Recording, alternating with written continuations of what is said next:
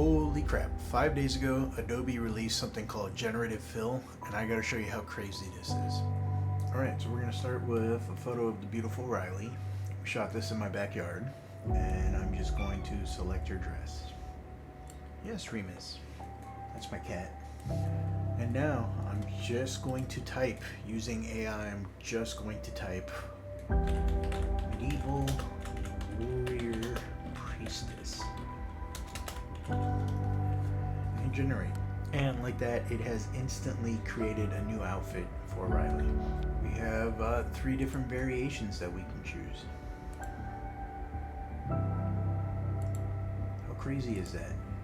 Barbarian, leather, armor, even added some kind of like warrior tattoo to her hip.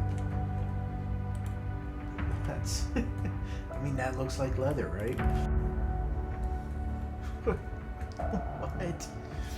That ain't gown.